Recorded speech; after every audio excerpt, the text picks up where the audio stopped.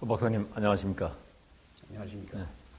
오늘은 허 박사를 모시고 이번에 그 미중 정상회담에 대해서 좀 대담을 하려고 합니다. 예. 우선 미중 정상회담의 전반적인 개요를 한번 설명해 주십시오. 이번 정상회담은 4월 6일부터 7일 양일간에 거쳐서 미국 플로리다주의 동남부에 있는 마라라고라고 하는 개인 별장, 트럼프 대통령 개인 별장에서 열렸는데요. 이 회담은 양국 정상이 처음 만나는 그런 회담이었기 때문에 사실상 그 상견례의 성격이 강했고 또 상대방의 의중과 또 능력을 서로 짐작해 보고자 하는 그런 탐색전의 성격이 매우 강한 그런 회담이었다고 생각할 수 있습니다. 박사님, 이번에 그 미중 정상회담에서 우리 한반도와 관련된 여러 가지 내용이 있는 걸로 알고 있습니다. 그래서 좀 구체적으로 좀 설명을 해 주십시오. 이번 회담에는 크게 봐서 중요한 의제가 두 가지가 있습니다. 하나는 경제 문제이고 다른 하나는 동북아 안보 문제. 이 동북아 안보 문제 그러면은 구체적으로 우리 한반도의 문제죠. 이제 북한 핵, 또 북한 미사일 문제, 사드 문제 뭐 이런 것들이 되겠습니다. 그런데 이번 회담 결과 공동 성명도 없었고 또 공동 기자회견도 없었단 말이죠. 그래서 그 속내를 우리가 한번 이렇게 짐작해 볼 수가 있습니다. 사실상 이번 회담에서 시진핑의 전략은 저는 이런 거라고 생각합니다. 이런 그 안보 문제를 이번 회담에서 회피하기 위해서 미국이 기대했던 것보다 상당히 큰 규모의 경제 선물 보따리를 들고 간 거로 보입니다. 그래서 결국 양국 간에 이제 그 합의가 이루어졌다고 보는 그런 내용이 뭐냐 하면은 미중 간의 무역 불균형을 해소하기 위해서 100일 동안 이 문제를 구체적으로 논의하고 해결하겠다고 하는 그런데 이제 합의를 했습니다. 그러니까 이건 무슨 뜻이냐 하면은 경제 문제에서 선물 보따리를 줌으로써 안보 문제를 이번에는 회피해 나가고 또 연말 이전에 트럼프 대통령이 중국을 방문할 것이기 때문에 그때까지 민감한 안보 문제는 좀 밀어놓겠다고 하는 이런 시진핑의 전략이 서로 이렇게 맞닥뜨리는 그런 결론이다 이렇게 볼 수 있습니다.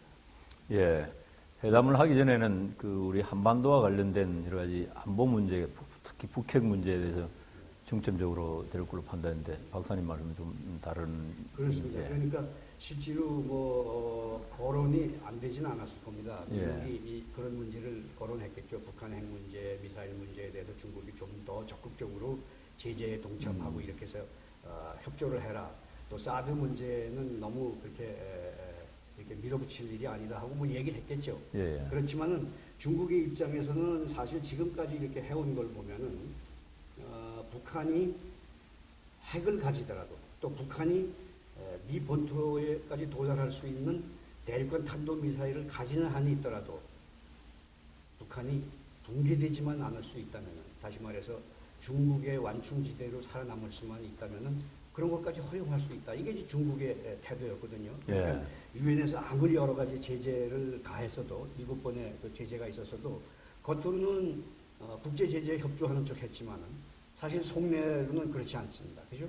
뒤에서 뭐 원유라든가 식량 물자를 다 대주고 또 북한의 광물 자원 같은 거, 석탄 같은 거를 수입을 해서 현금의 그 돈줄을 좀 풀어주고 뭐 이렇게 했단 말이죠. 그러니까 이런 문제들에 대해서 사실은 이 서로 어긋난 어떤 의견이 합의되지 않는 그런 내용이 있었을 겁니다. 다만 그러나 트럼프는 이번에 중국이 제시했던 그런 그 경제 선물 보따리 이것에 대해서는 그 100일 계획이라고 하는 것에 합의함으로써 여기에서는 이제 실리를 좀 취했다 이렇게 볼 수 있겠죠. 예, 알겠습니다.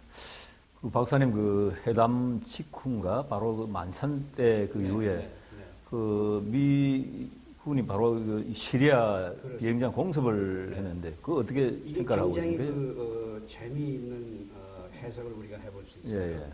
그러니까 사실 우리가 겉으로 보면은 이 회담에서 얼핏 보면은 시진핑이 좀 더 성공적인 어떤 결론을 끌어낸 거 아닌가 이렇게 볼 수 있어요. 예. 그랬는데 사실 그 속내를 들여다보면은 트럼프는 경제 선물 보따리를 일단 챙기고 난 다음에 만찬이 끝난 직후에 시리아를 공격했단 말이죠. 예. 사실 그게 명분상으로 보면은 자국민에 대해서 과학탄을 사용한 시리아 현 정부는 일륜적으로 도저히 용납할 수 없는 것이다 해서 이제 때렸지만은 예. 실제로 그것은 중국에 대한 우회 압박 전술이다 이렇게 볼 수 있어요. 그러니까 예. 일단 경제 선물은 챙겨놓고 안보에서 자꾸 핵심을 피해가려고 하는 중국에 대해서 우회적으로 압박을 가한 거죠. 그런 거죠, 한 거죠. 이렇게 때릴 수 있다. 그러고 나서 그다음에 뭐라고 얘기를 했냐면은 중국이 협조해서 북한 핵 문제, 미사일 문제를 해결하면 참 좋겠지만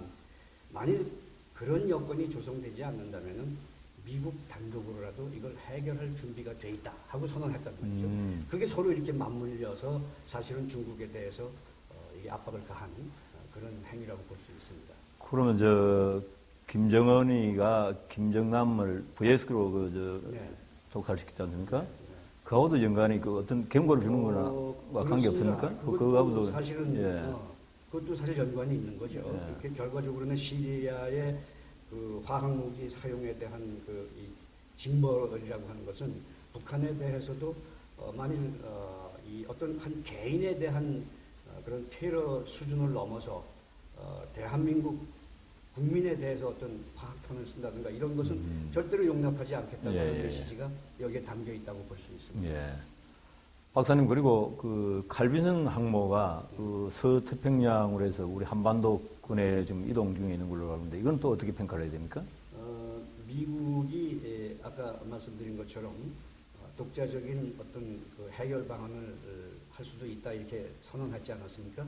북한이 대내외적인 어떤 주도권 차원에서 또 주민들을 결속하는 차원에서 어떤 이런 도발 행위를 할 수 있다. 여기에 네. 대해서 이제 절대 레드 라인을 넘지 말아라 하는 차원에서 이제 이런 행동을 미국이 보여주고 있는 거다 이렇게 평가할 수 있습니다. 예, 알겠습니다.